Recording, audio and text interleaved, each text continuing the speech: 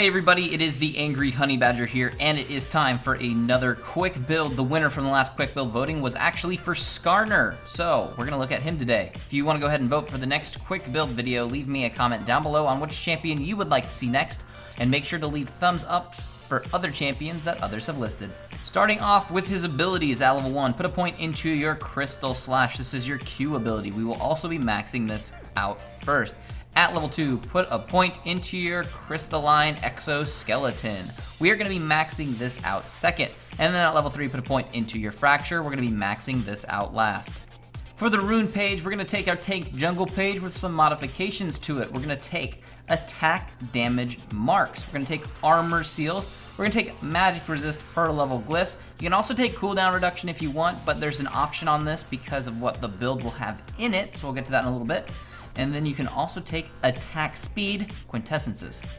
As for my masteries page, you actually have two options. Once again, you can go with the offensive mastery page or the defensive page. Just comes down to what you want to do with your build as the game goes on. 21 in the offense, 9 in the defense, or flip it around, 9 in the offense, 21 in the defense. If you just want to really power up for late game and go tank, or if you want to have more of an early game impact, go with the 21 in the offense.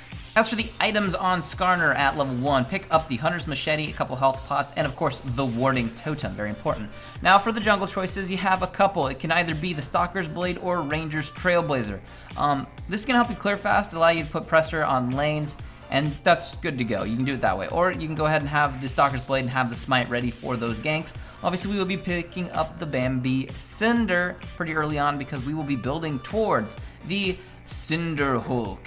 And then we also probably going to want to get those boots of mobility, pick up the Catalyst, the Protector, and the Crystalline Bracer, because those two will build into your core, which your core build will consist of those first two items and the Righteous Glory, giving you a bunch of health, and the Active, which is super helpful for grabbing people and hunting them down and getting into fights. We're also gonna probably build a Frozen Heart. We like the cooldown reduction on it. We like the mana that it gives us for continuing to just bust out those Qs, and tons of armor. We're also going to be picking up the Banshee's Veil, even more health and magic resist and good regeneration. Then our options for the last item come down to multiple things. If you wanna just stick on the path of tank, Warmogs for health if they just have a lot of mixed damage. If they have tons of attack damage, you can either do the Thornmail or the Iceborne Gauntlet. The Gauntlet's going to have the slow. It's going to give you a little bit more CDR as well. And it'll give you a little bit of AP, which does work in his kit, but not necessarily. Thornmail's going to help just with everything, and everybody's going to take damage because of you. Now, if you want to actually build some damage into his kit, the Trinity Force is expensive, but it can pair up really well with his kit, giving him added movement speed, attack speed, ability power, crit chance, movement speed, health, mana, everything.